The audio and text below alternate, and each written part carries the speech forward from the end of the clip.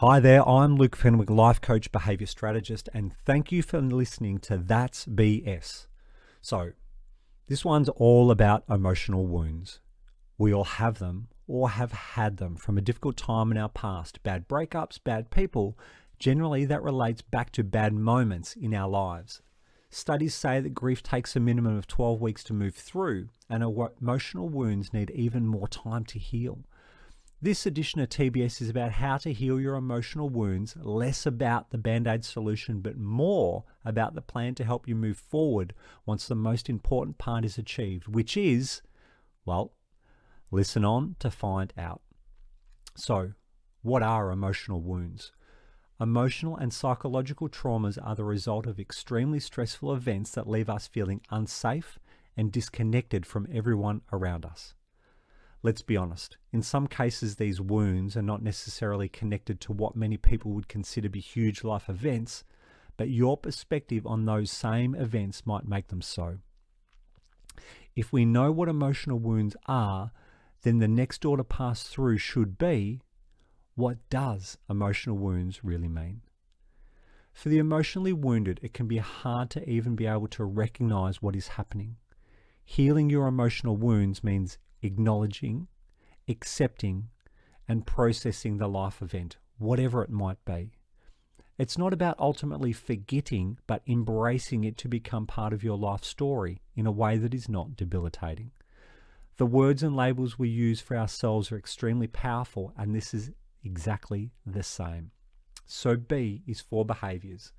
To know how to heal emotional wounds, start at the beginning. Understanding the behaviors associated with them is the first step in healing. So if you're emotionally wounded, you may replay past events over again and ruminate on them. You might cry for no reason. You might struggle to find joy in the things that you once loved. Maybe you get very emotional, frustrated, angry, or distant from those close to you, or sleep poorly or even feel impacted when it comes to general health and fitness. It's also important to see how emotional wounds might be holding you back from reaching your potential, both as the individual and in places such as relationships. Often, this can be because you are less connected in the moment, still fixated on the past. In some circumstances, it can also lead you to not giving the present a chance, meaning you are missing out on what could be, as the past is holding you in a place that no longer exists. It might be justified in your mind, but really, your present and future self is not all they could be because you are stuck in the past. So if this is you, then S is for strategies. How to heal emotional wounds in 5 actions. If you recognize the behaviors associated with having emotional wounds and indeed accept it is time to move forward, here's what you can do. Keeping in mind the importance of acknowledging, accepting, and processing. Right. So, number 1, ensure your self-care, self-love, and self are number 1 on your priority list. Be patient with your progress. Take small, tiny, but purposeful actions forward. Acknowledge where you are on the journey and how far you have come already. Talk about it. If you are struggling, don't sit in silence, and certainly not by yourself. And number 5, know that you might have a few more emotional ups and downs. Accept that, because it's okay. Look, I'm sorry that you have emotional wounds. I'm sorry if they are still fresh and they feel very raw. Even if they came to you yesterday, know that they are part and past of the future. And the future awaits you to be ready to move forward at the right time. Is that time now? Learning how to heal emotional wounds doesn't diminish them. It's just about giving yourself acceptance to move on.